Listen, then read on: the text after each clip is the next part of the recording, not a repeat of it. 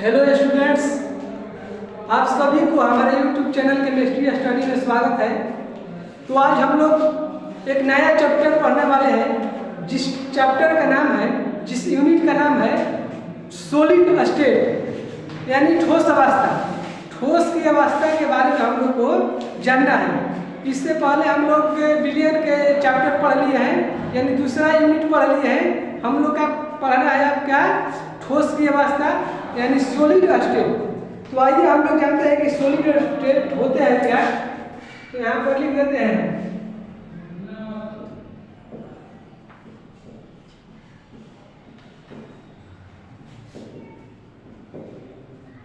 ठोस की अवस्था, सॉलिड स्टेट। ठीक है, ठोस की अवस्था सॉलिड स्टेट। तो लिखना है, पहले लिख लो।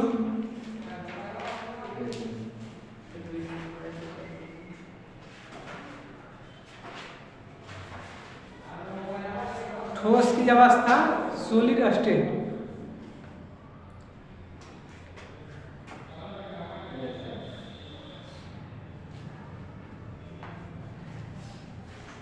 तो देखिए, जैसे कि हम लोग जानते हैं कि पदार्थ के तीन भौतिकीय अवस्था होती है। पदार्थ के तीन भौतिकीय अवस्था होती है। कौन कौन?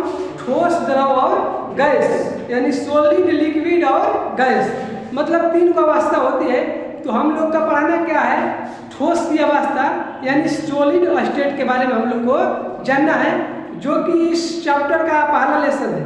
ठीक है, तो जैसे मान लीजिए कि ब्रह्मांड में कोई ना कोई हर चीज पदार्थ है। ठीक है, तो पदार्थ में से हम लोग का कुछ ठोस है, कुछ ठोस अवस्था में रहते हैं, और कुछ गैसीय अवस्था में, और कुछ द्रव अवस्था में रहते हैं। ठीक है, तो हम लोग का पढ़ना है ठोस की अवस्था। तो ये पदार्थ के भौतिकीय अवस्था है। ठीक है नू, ये क्या है, पदार्थ की भौतिकीय अवस्था। तो देखिए, हम डिफिनेशन क्या देंगे कि पदार्थ की वह भौतिकीय अवस्था जिसके आयतन एवं आकार निश्चित होते हैं। क्या होते हैं? निश्चित होते हैं, एवं जिनके गलनांक वायुमंडलीय दाब के अधीन कमरे के ताप से उच्च होता है। यानी कहने का मतलब है कि हम जिस कमरे में अभी है, उस कमरे का जो तापमान है वो कहीं ना कहीं जितना भी ठोस है उससे क्या है, कम है। क्या है? कम है। मान लीजिए कि ये सपोर्टेड मार्कर है। ठीक है, तो ये ठोस अवस्था में है, तो इसका जो तापमान है वो कमरे के ताप से क्या है, उच्च है, अधिक है। ठीक है नू, यानी जिस कमरे में हम लोग है, तो एक कमरा में मान लीजिए कि कमरे के तापमान होता है लगभग 27 डिग्री सेल्सियस।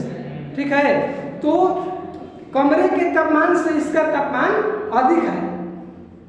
तो यही होता है गलनांक की जहाँ कहीं पर बात आया, यानी मेल्टिंग पॉइंट, इंग्लिश में क्या बोलते हैं, मेल्टिंग पॉइंट। गलनांक क्या होते हैं कि मान लीजिए कि किसी भी ठोस पर अगर हम कोई ताप देंगे, किसी भी ठोस पर क्या देंगे, ताप। अगर ताप देने से कोई ठोस पिघलना प्रारंभ कर देता है, उसी को क्या कहते हैं, गलनांक। गलनांक देखिए, गलनांक मतलब गलना नहीं, क्या, गलना, यानी जो गलेगा उसी को क्या कहेंगे, गलनांक कहेंगे।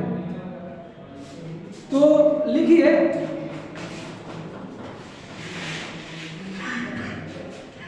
पदार्थ की वह भौतिकीय अवस्था, पदार्थ की वह भौतिकीय अवस्था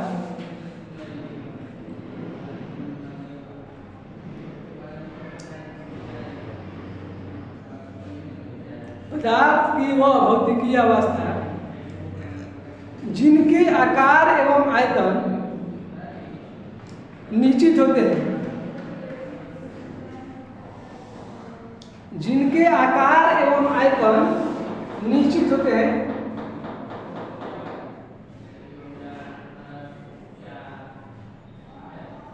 जिनके आकार एवं आयतन निश्चित होते हैं, एवं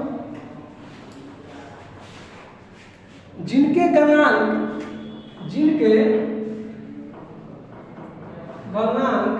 गलनांक इंग्लिश में लिख लेना है मेल्टिंग पॉइंट। क्या? मेल्टिंग पॉइंट, ठीक है, मेल्टिंग पॉइंट। गलनांक को क्या लिखना है?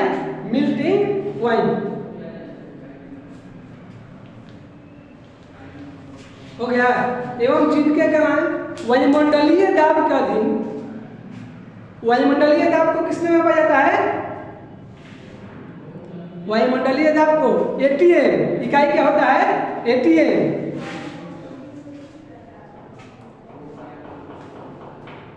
एवं जिनके गलनांक वायुमंडलीय दाब के अधीन कमरे के ताप से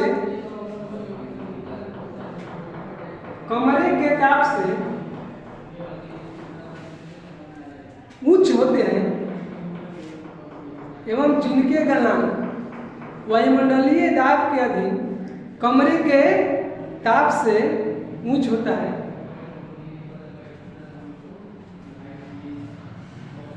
ठोस अवस्था कहलाते हैं। ठोस अवस्था कहलाते हैं।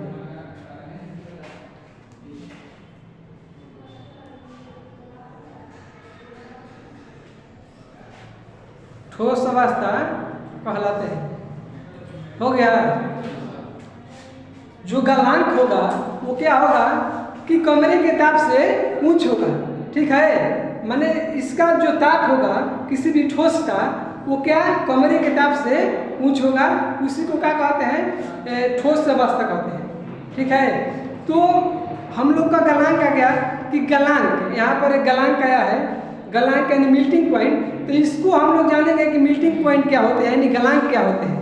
तो हम पहले बता चुके हैं कि अगर मान लीजिए कि किसी भी ठोस पर क्या देंगे, उस पर ताप देंगे, अगर वो पिघलना प्रारंभ कर देता है तो उसी को क्या कहते हैं?